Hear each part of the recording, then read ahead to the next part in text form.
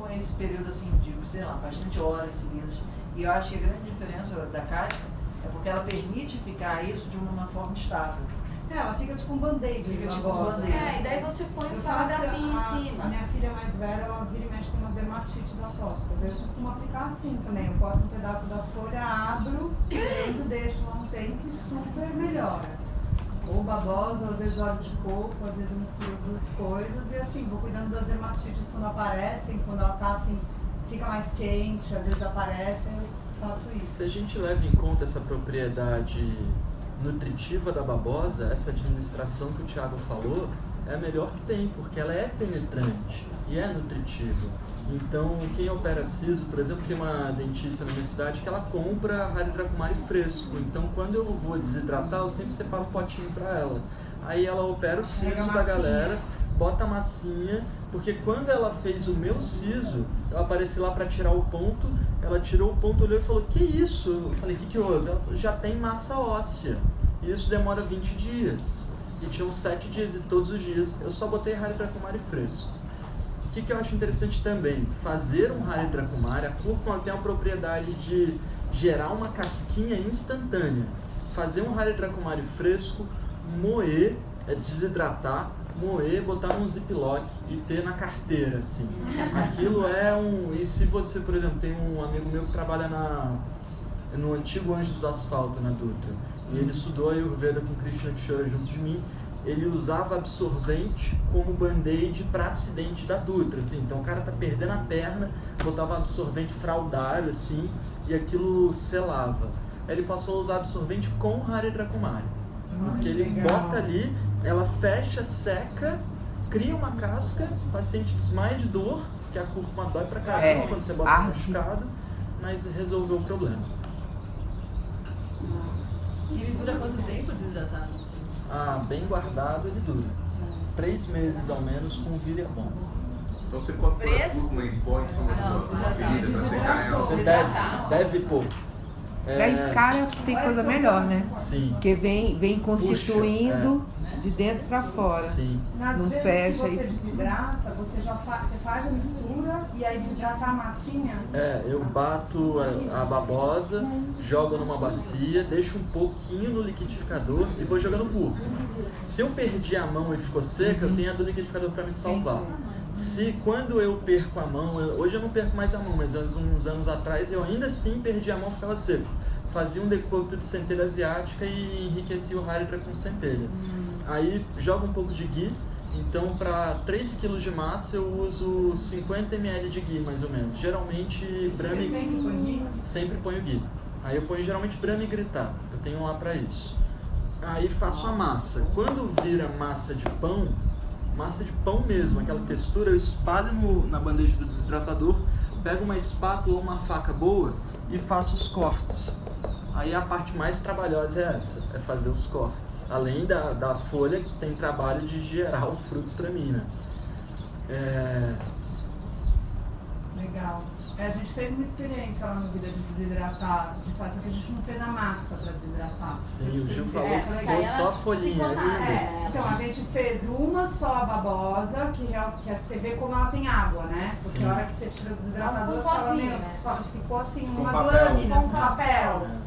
E aí a gente numa bandeja, e o Gil pensou isso, falou, vamos misturar, vamos fazer muito com a cúrcuma. Mas aí foi muito lindo, porque no dia seguinte aí ficou um pó. Né? Aí a gente moeu. A gente desidratou e moeu. E aí no dia seguinte, a hora que a gente foi experimentar, foi incrível, porque a hora que a gente colocou água morna no pó, ele virou gel de novo. E a gente que legal! Que massa! A gente ficou assim, o dia inteiro assim, nossa, que massa! Você vem daquilo arrotando com a voz. Era isso, sabe que coisa mais linda, né? A planta manter a essência dela nessa situação e se transformar de novo nessa substância, nesse gel que você desidratação é um mercado totalmente não explorado no mundo. Então vamos fazer castanha sabor chocolate, faz um decocto de cacau, hidrata a castanha ali e depois desidrata a castanha no desidratador. Pronto, castanha de cacau. Vou patentear, gente, rouba não. Vocês querem que eu dê só uma... Vocês conhecem esse livro aqui? Esse é um livro do Goethe, que é um indiano, farmacologista. E ele é lá do estado do Maharashtra, depois de 50 anos dando aula de plantas, ele escreveu esse livro. E era um livro que tinha em Marathi, há uns 10 anos atrás, teve um movimento na Índia de traduzir para o inglês os livros e para o hindi, para se tornar mais acessível. Esse é um livro de farmacologia muito bom e é muito legal, porque ele é totalmente assim, tem uma base tradicional muito boa. Aí eu estava lendo aqui umas coisas da babosa, por favor. Claro. Então, né, vocês sabem, né, Kumari é o nome dela, né? Kumari é jovem feminino, né? Então eles falam que a gente deve tratar a babosa assim como uma filha virgem, né? De ser uma planta tão especial. Ela é uma princesa, né? O poder dela. Então ela é da família Rasonakula, né? Que é da mesma família do alho. E Alho? Do alho é Ela, de eu sinto propriedade. um gostinho, sabia? Família no Ayurveda, tá? Não é na família botânica. E aí ele faz aqui a descrição botânica, fala de vários nomes dela, fala que, se eu entendesse bem, seria muito legal estudar esses nomes, né? Esses nomes, porque o nome tem a ver com as propriedades dela, né? A gente podia depois posso colocar a foto disso aqui lá no livro.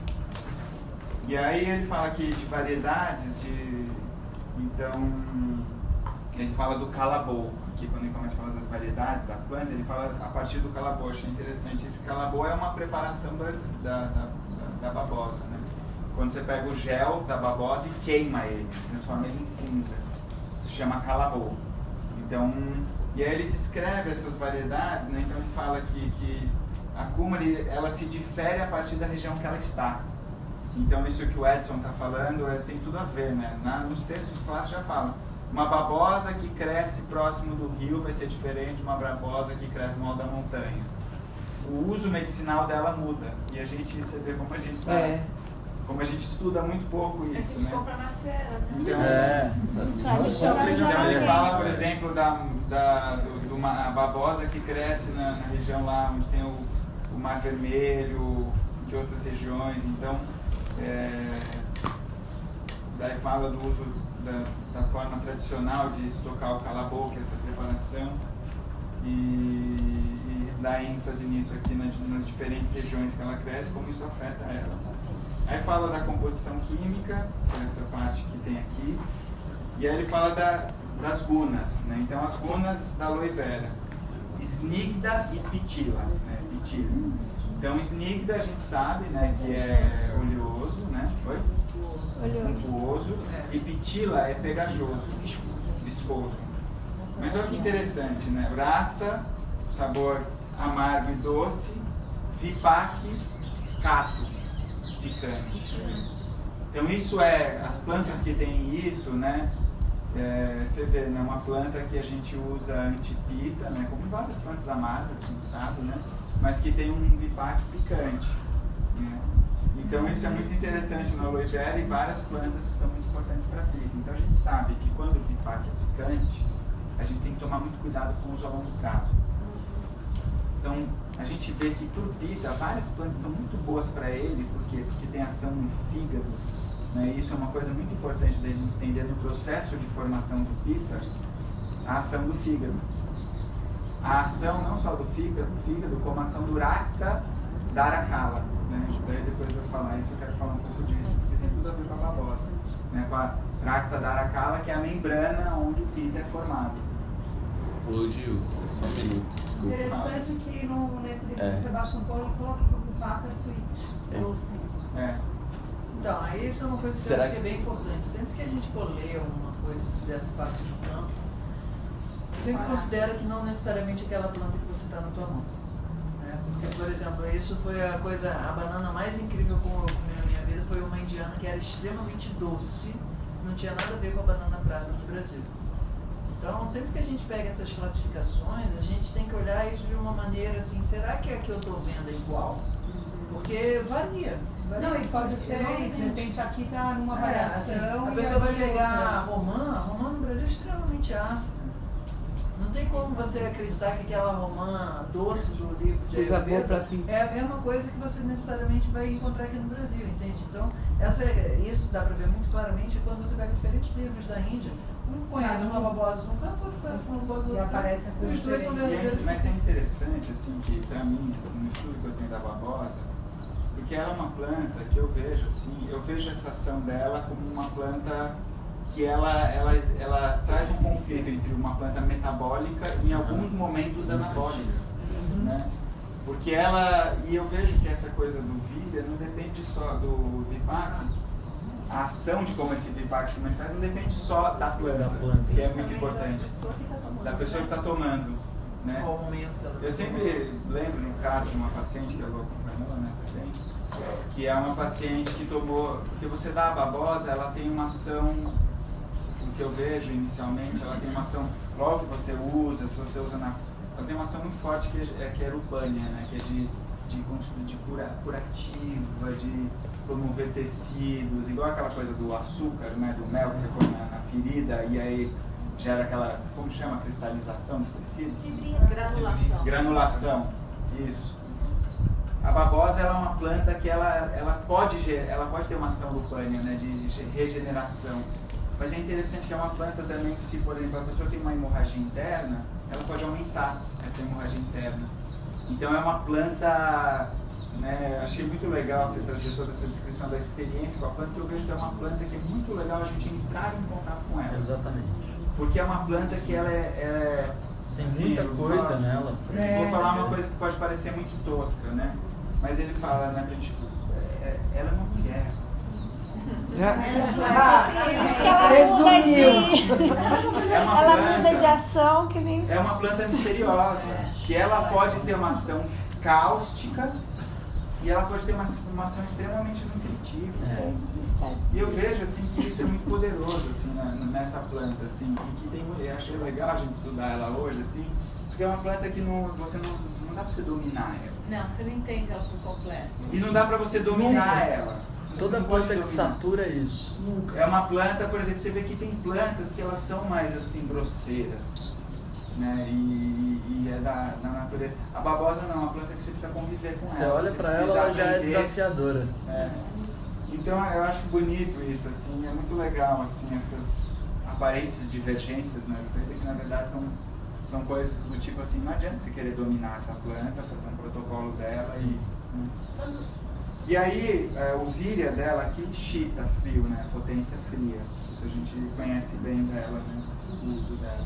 Mas mesmo assim é uma planta que estimula os Agnis no corpo, né? Então é uma das poucas plantas que estimula os 13 Agnis no corpo. Por isso que é uma planta que pode ser usada pré-panchakarma e pós-panchakarma. É uma planta que pode ter um efeito rasayana muito poderoso. E é uma planta que pode ter um efeito de preparar a pessoa. Por exemplo, digamos que você vai tratar alguém obeso. Você precisa estimular o Medadato Agni da pessoa. Se você tiver uma babosa, um Haridra Kumari, é uma planta que pode preparar o Agni do obeso, vai fazer um Panchakarma, para que aquele tecido seja mais bem metabolizado. Né? Aí ele fala de um Prabhava, né? Que é o Bedana. Né? Então é interessante que é uma planta que é Snigdha e Pitila, né, que são qualidades de coesão, de unir, né? Mas ela é bedana, ela parte, ela quebra, ela divide, essa ação de... E que mais pra frente ele fala isso, que vai ter principalmente na menstruação, essa ação de... E também no sistema excretório, no intestino. Então, o uso externo, né? Então, o emplasto vai ter um uso... Calma. Aí ele fala do calabouço. Qual que é a ação dela na menstruação? Essa ação de sangrar, menagoga, promove o sangue. Isso que mulher grávida não pode usar. Né, de quebrar mesmo, de irritar, de estimular, de pôr pra fora. E ele fala do calabouço, né, que é essa preparação que eu falei, que é Lago, Ruksha, Tikshna e Ushna. Você vê que tradicionalmente tem as preparações do Ayurveda, são preparações que ajudam na conservação dela, né? Por exemplo, quando você queima ele na panela, né? Você põe o gel e põe lá até ele virar um carvão, você conserva ela, né? Mas aí ela vai ficar lago, leve, ruksha, né? Que é áspero, tikshna, penetrante, e ushna, que é quente. Então, você pega a babosa, pega essas mesmas ações emenagogas, estimulantes do fígado, mas torna ela uma planta extremamente penetrante. Então, é um uso interessante. Você põe no gel e vai pondo lá até ele carbonizar. Fica preto, né? Fica preto. Panela de algum material específico? Fala aí. Olha, quando a gente fez essa preparação com o Nanda, a gente tinha várias panelas lá e ele usou uma panela de ferro. Ele escolheu a de ferro. Uma pista. E depois vocês usaram esse negócio queimado como? Esse negócio queimado? Você mistura na água, por exemplo, uma pessoa vata que não está menstruando, que está com um ovário embotado, né, para estimular a liberação dos butagnes do fígado, estimular... Bota na água morna e toma. A água morna é extremamente penetrante e estimulante do metabolismo. Uma pessoa obesa, uma pessoa... Então, uso externo tem uma ação anti-inflamatória, pode ser aplicado em partes que estão inflamadas, e o calabolo pode ser o pó jogado em feridas, para ter uma ação cicatrizante, talvez uma ação até mais cáustica, né? Como, talvez numa fístula,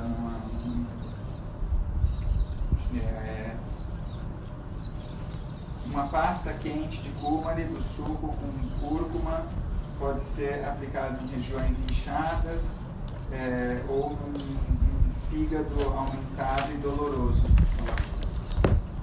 Então, o uso externo do emplasto também quente para o fígado aumentado e dor, na região, por uma dor. Quando tem dor.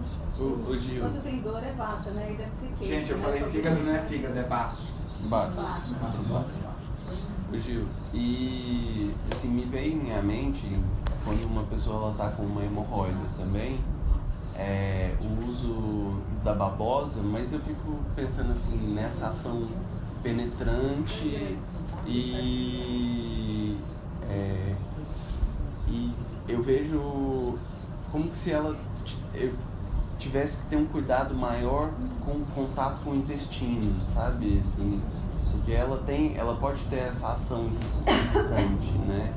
Mas eu penso assim, nossa, como poderia ser bom, por exemplo, um supositório fazer um gelinho de babosa, assim, e colocar como... Eu indico muito isso para os pacientes, porque assim, a planta, ela vai ter uma ação, quando ela é metabolizada pelo acne, isso é muito legal do Ayurveda, e quando ela é aplicada, ela não vai passar por esse processo metabólico. Por exemplo, você vê que a babosa, se a pessoa tem uma hemorragia interna, ela toma a babosa, vai aumentar o sangramento. Se ela tem um sangramento externo, você aplica a babosa, ela estanca o sangramento. Porque o efeito, depois que ela passa pelo metabolismo, ela muda a ação dela no corpo. Então você mudou os ingredientes dela. E é o que eu falei, tem um aspecto disso que é o que a Aline falou. Que o Edson falou. Que babosa, quanto tem de aloína, Aline? Como que foi? Se você pega uma babosa cheia de aloína, vai ser mais perigoso para uma hemorroida. Por mais que possa soltar o intestino, a ação irritativa acontece. Então, eu falo muito eu compartilho muito isso, que no Ayurveda a gente precisa pensar em manejo. A gente tem que trabalhar muito com manejo, Então, essa planta aqui é igual, por exemplo, um hipertenso que corta o sal totalmente. A gente sabe que isso do Ayurveda, que um dos efeitos do sabor salgado, do lavana, é amaciar os tecidos. Então, uma dieta que você vê que é muito comum, hipertenso, que tira totalmente sal, o cara vira um bloco rígido, duro, cada vez mais dependente de um remédio para pressão. Agora, a gente sabe que o sal, ele também aumenta o calor, então ele aumenta o volume, o pita. E a gente sabe que o pita amacia os tecidos. Então, a gente precisa trabalhar com manejo. Você não pode falar para o cara, não, isso é uma besteira, você come sal normal. Mas entender que o sabor salgado pode ter uma ação. Como fazer o manejo disso? E a aloe vera é isso, ela estimula o intestino, ela ajuda no pânico. É uma planta que é vata anuloma. que direciona o vata para baixo, que direciona o vata no intestino. Então pode ser muito bom para hemorroida. Eu já usei muito babosa para hemorroida, o uso interno, mas já vi pacientes que começaram a tomar babosa e uma hemorroida que estava adormecida acordou. Porque ela aumenta o trânsito. Ela vai descarregar a bile que tinha que ser descarregada, vai mandar para baixo. Assim como é uma planta emenagoga, que estimula a menstruação, mas muitas vezes eu recebo uma paciente pita, tendo uma menstruação muito forte, eu uso a babosa e eu falo para ela, ó, o primeiro mês vai ser caótico. Por que ela está tendo menstruação forte, aquela paciente? Porque tem muito pita no racta. E aí o pita no racta aumenta a menstruação, e eu sei que a babosa diminui o pita do racta. Então é manejo. Eu vou dar a babosa, ela vai ter uma menstruação forte no primeiro mês e no segundo mês reduz. Porque eu estou olhando para o pita ali sendo eliminado. Mas o supositório de babosa é muito seguro. Você pega, hoje tem até uns negocinhos de gelo que é redondinho assim, sabe? Que já é tipo meio do formato de um supositório. Você põe aquilo no congelador, aí já no formatinho, né? Quando ele começa a congelar, você corta. Você delimita. Tira aquilo, enfia no ânus. Isso tem um efeito assim, até laxativo, muito seguro. Pega uma pessoa que usa, eu lembro uma paciente que usava muito supositório de glicerina. Eu falei para ela, vamos, já com alimentação, um monte de coisa, eu falei, vamos fazer assim, quando você precisar usar um supositório, faz um supositório de babosa. Né? Ou uma pessoa que está com dificuldade para evacuar e aquilo está machucando, até cicatrizar a fissura anal, você usa um supositório de babosa que é cicatrizante. Às vezes põe um pouco de cúrcuma nesse supositório também. Você macera aquele gel, você bate, macera com cúrcuma, faz o supositório e congela. Hoje o mínimo de água. O mínimo de água. Não vai água, sem água. E também com ghee. Ghee também, supositório de ghee. Congela o ghee e faz supositório de ghee. Ô Gil, mas ele congelado, eu fiz, né? Eu até falei com o doutor Rubinho depois, ele falou que não é congelado, é na geladeira. Porque ele cria parece que corta. Se você congelar, fisicamente as moléculas da água, elas vão congelar primeiro e depois o gel. E aí você vai quebrar a cadeia. Aí você perde a babosa, de certa forma. Se ela é congelada. Eu quando uso a gente congelado, eu sempre usei assim, mas pode legal. Então eu faço assim e aí falo para a pessoa passar um pouquinho de ghee em volta. Só de passar o ghee, se tem alguma cristalzinho já. Mas ao mesmo tempo, se a gente fizer o gel, ele já gera uma pré-emulsão. Se a gente congelar a folha, você perde a folha. Se você congelar o gel, você não. Isso que ela falou não acontece. Não há separação das moléculas. Então o gel pode congelar. Congela o gel batido. Você bate ele e você congela. Não, mas eu congelei só o gel. Só bate. Eu congelei só o gel. E você pode, inclusive, misturar de ele ficou com aquela partícula de gelo, assim, importante. Não foi uma questão de... formato, né? Acho que é mais o formato, não é isso? Não? Mas será que também não tem a ver com o recipiente que se coloca? Ia dizer isso. Alumínio. Porque se entra oxigênio, coisa assim, eu acho que talvez entra também. E se congelar devagar, a água vai decantar em cima também. E outra coisa que pode fazer é congelar com o ghee. Você bate junto com um pouquinho de ghee também. O ghee é um supositório. Eu uso esse supositório até em gestantes, né? Que a babosa é contraindicada, mas é uma das únicas coisas que vai protegendo ali, porque é muito comum a gestante ter machucação. Então isso não só é bom porque, digamos, ajuda na evacuação, mas como também vai fortalecendo a pele, a membrana ali. Pode ser óleo de coco também. Quando tem o sangramento, sai se usa esse supositório com babosa no aumento. A experiência que eu tenho, não. Pro uso externo. Pro uso interno, sim. E veja assim, o Gabriel apresentou a questão do hemorroide e tal. Eu acho que é sempre interessante a gente saber o que está usando, saber ouvir a potência daquilo e ter confiança no que você está fazendo, porque você só vai indicar um supositório para quem precisa. Então, se não tem muco no estômago, você não vai dar pimenta para essa pessoa. Então, se está oleoso, você não vai botar mais óleo. Então, se tem a indicação, a gente pode usar. não tenham medo, mas cabe a vocês terem observação e comprometimento. Ser amigo do paciente, o WhatsApp está aí hoje para isso. Para acordar de manhã com a foto de um... Bom dia. Um aspecto que eu acho que é bastante importante nisso também é entender que a farmacologia do Ayurveda, ela parte da guna, vira, etc., mas ela se sustenta muito a partir do que você faz sobre aquela época. O Sanskara, ele tem uma importância maior no que vai acontecer no paciente do que a planta. Porque dependendo do Sanskara que for feito ali, do como aquilo for manipulado, as gunas vão mexer. E aquilo que está no livro não é o que vai atuar em cima da pessoa. Então esse entendimento de que assim, se a gente botou num fogo baixo, num fogo alto, se a gente botou para cozinhar no óleo, se botou para cozinhar na água, se misturou, como é que a gente está trabalhando as gunas, é todo o processo de alquimia farmacológica do Ayurveda. Entender como você, a partir de 1.0, consegue transformar aquilo em 10, menos 10, X. Varia muito, né? E isso é um entendimento que a gente tem pouco na nossa concepção do estudo das plantas. A gente acha que o que vai agir na planta é o que está na natureza. Não é, claro que é em algum grau, mas depende muito do como você vai conduzir a propriedade que você quer para dentro do lugar que precisa. São dois pontos, né? A propriedade que você quer e como isso, eu acho que é a parte que eu ainda não sei fazer direito, eu estou estudando, como é que ele chega no lugar certo.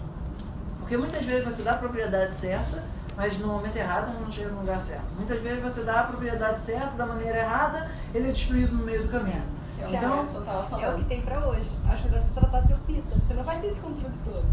Mas a ideia da farmacologia é justamente esse conhecimento. A gente começar a desenvolver esse raciocínio. Que depois ele fica natural, chegar né? o mais perto possível. De fato, é que nem ontem a gente estava falando da tintura de cúrcuma. E me veio a ideia, porque na fitoterapia se usa muito os extratos oleosos.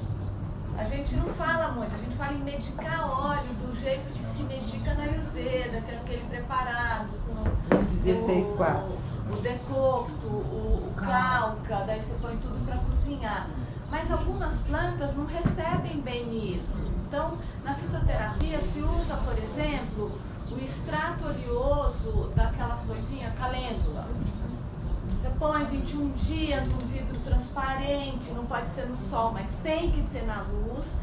Depois de 21 dias você coa e faz de novo mais 21 dias. A calêndula imersa em óleo, né? A calêndula. E daí eu falei, mas então a gente pode fazer a cúrcuma imersa em óleo. Todas as coisas. E deixar isso, né? Em vez de fazer o óleo medicado com a cúrcuma, que a gente usa muito. Mas às vezes para facilitar, para dar para o paciente.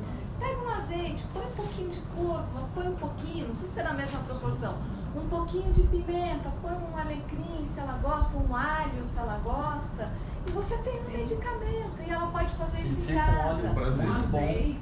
É um azeite e pode pôr aquilo. Então é uma forma de pensar, até de criar novas possibilidades, né? Então, eu tenho uma paciente que eu já falei, não, vou falar para ela fazer um azeite com cúrcuma. É um jeito dela ingerir a cúrcuma que não vai agravar o vata. Então, acho que são raciocínios interessantes da gente levar em consideração.